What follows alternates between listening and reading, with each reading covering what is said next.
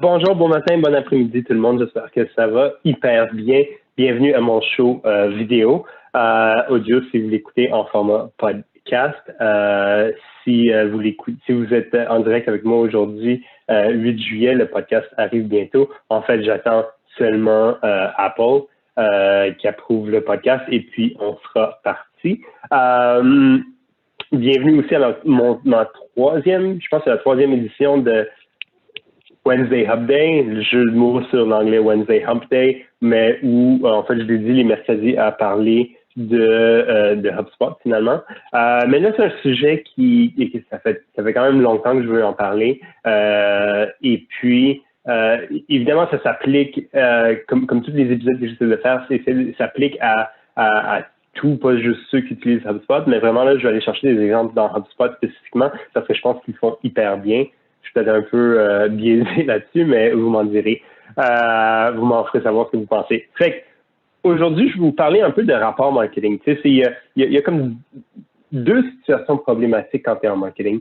La première, c'est quand ton boss vient te voir et elle te demande plein de rapports. Tu sais, c'est quoi le retour sur investissement de tes médias sociaux, c'est quoi le code clic de tes courriels, le taux d'ouverture, etc., etc.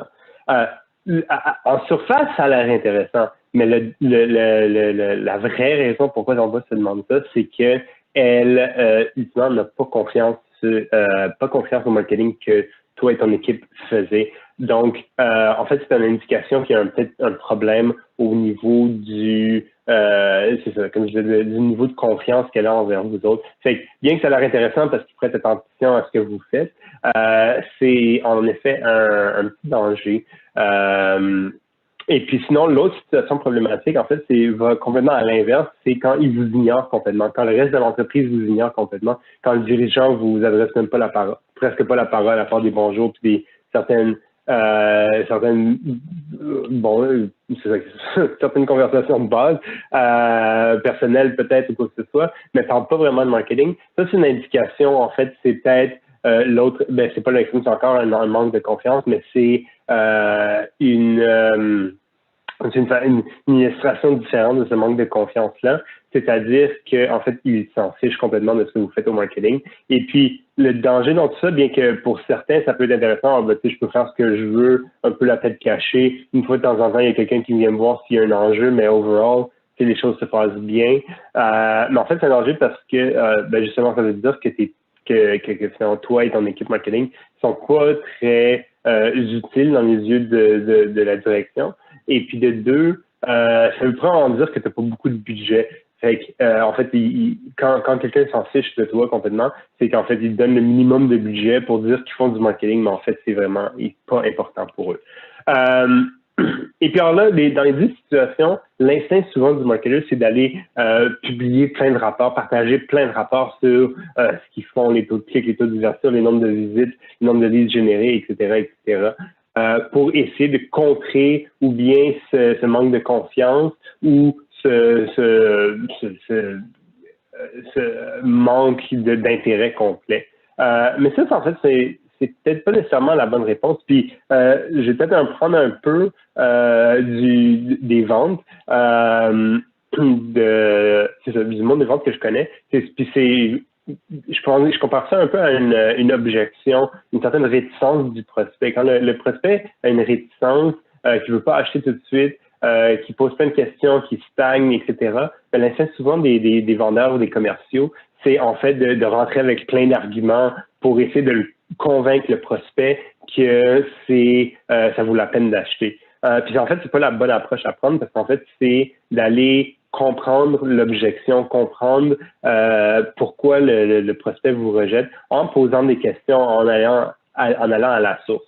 Fait que c'est un peu la même chose au marketing. Si quelqu'un n'a pas d'intérêt envers vous ou un manque de confiance envers vous, de lancer plein de rapports dans leur figure, en fait, c'est l'équivalent d'essayer de convaincre le prospect, le boss, la direction que vous êtes utile. La différence peut-être en marketing, c'est qu'en fait, la direction se soucie d'une chose en particulier. Fait qu'on n'est pas vraiment obligé d'aller poser trop de questions. Évidemment, avoir des conversations ouvertes, etc., sont importantes, mais à la base, il faut que vous démontrez une chose.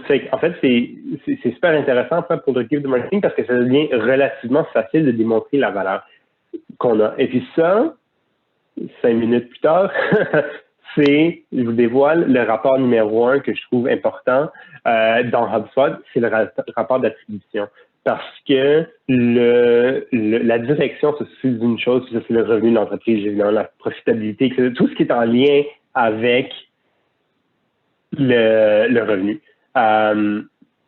Donc, c'est à vous vraiment d'aller chercher, d'aller démontrer que ce que vous faites au marketing, en fait, contribue au revenu de l'entreprise. Et puis, HubSpot le rend hyper facile en publiant ou en vous permettant de publier, d'élaborer, de rédiger, de créer des rapports d'attribution. Ces rapports d'attribution vont vous permettre de vraiment pouvoir démontrer à quel point vos campagnes marketing par courriel, vos médias sociaux, vos pages d'atterrissage, votre paid contribuent au revenu, même si nécessairement, même ça ne veut pas nécessairement dire que ils ont cliqué une pub puis ils ont acheté tout de suite, dépendant de votre industrie, c'est peut-être pas réaliste que ça se passe. Le rapport d'attribution va vous démontrer que par secteur d'activité, quel est l'apport du marketing là-dedans, ou l'impact du marketing sur le revenu finalement par secteur d'activité. Je trouve que c'est un rapport hyper intéressant. Je vais vous partager mon écran pour vous démontrer un peu à quoi ça peut ressembler. Évidemment, c'est un peu délicat là, parce qu'il y a des données personnelles. Fait que vous allez voir, c'est une capture d'écran en fait que j'ai pris d'un client puis j'ai caché tous les chiffres. Et c'est pas hyper sexy, mais bon, ça vous démontre un peu ce que je veux vous démontrer. Donc, vous voyez ici à l'écran une copie d'un rapport d'attribution que j'ai créé hyper rapidement, je fais ça dans un client. Et puis là, ça va vous démontrer, par exemple, l'impact du email marketing, des sources, c'est que si vous importez du trafic direct, des recherches organiques, etc., et des autres campagnes. Dans votre cas, il va aussi avoir la publicité, etc., etc. C'est tous les efforts digitaux qu'on apporte, numériques qu'on apporte, vont s'afficher là-dedans. Et puis après, HubSpot te permet d'utiliser plusieurs types de rapports d'attribution. Encore mon compte est en anglais, là, mais c'est du faux pas, parce que ça va donner un peu de crédit sur tous les éléments de conversion linéaires, toutes les étapes de conversion, mais en fait, ça va dépendre il va attribuer des pourcentages différents. Fait que vous pouvez voir un peu ce qui est important pour votre entreprise, pour votre industrie. Ici, j'en ai identifié 4 que je les trouve les plus intéressants, si on veut, pour vous démontrer, par exemple, si on prend dans le rapport, le linéaire, le email marketing fonctionne hyper bien. Mais celui que j'aime d'habitude le plus, c'est le W-shape, vu qu'il prend en compte l'importance du marketing à certains points spécifiques du parcours du client. Et puis, ça vous permet de démontrer, là, j'ai caché les chiffres, évidemment, parce que c'est un vrai rapport, celui d'un client. Mais ça va vous permettre de démontrer que mon email marketing, finalement, contribue à 110 000 du revenu total. Mon trafic direct contribue, par exemple, à 120 000. Mes recherches organiques, peut-être à 30 000, 40 000, etc. Fait que ça vous démontrer, puis ça vous montrer à ton utilisateur, ton boss, ton équipe de direction, rapidement l'impact que tu as sur ce qui est la seule chose qui est importante pour eux, qui est le revenu. Évidemment, il y a plein d'autres choses qui sont importantes pour eux, mais l'élément le plus important, c'est ton revenu, ton profit, etc., parce que c'est ce qui fait permettre à l'entreprise de grandir, puis de croître, et puis d'ultimement pouvoir continuer sa mission. Sans revenu, sans profitabilité, il n'y aura pas de mission. Donc, c'est pour ça que c'est le chiffre le plus important. Fait qu'au lieu de dire, on a un taux de clic de XY ou un nombre de visiteurs organiques de X, ultimement, la direction s'en fiche. Ils comprennent probablement même pas ce que ça veut dire. Mais si tu es capable de leur dire que mes recherches organiques contribuent à 30 000 par mois, mettons, par année ou quoi que ce soit, là, ça veut dire quelque chose. Même si, par exemple, la recherche organique n'est pas ce qui a converti le client, il y a eu un impact. Il y a un client ultime qui s'est dirigé vers un site web via une recherche organique à un certain point du processus de vente. Le score qu'on lui donne n'est pas vraiment du type d'attribution. Puis en parlant, je pense que je vais peut-être faire un épisode un peu plus approfondi sur les types d'attribution qu'on peut faire.